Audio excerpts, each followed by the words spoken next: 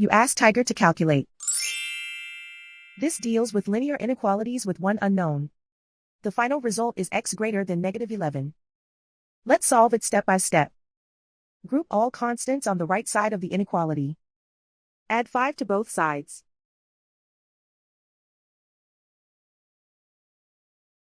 Simplify the arithmetic.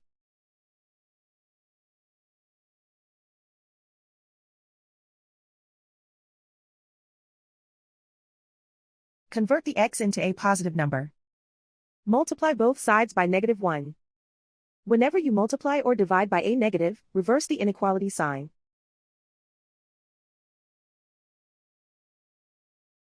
Remove the ones.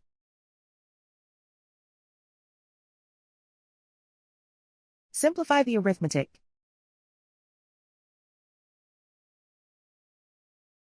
Plot the solution on a coordinate grid. And so the final result is x greater than -11.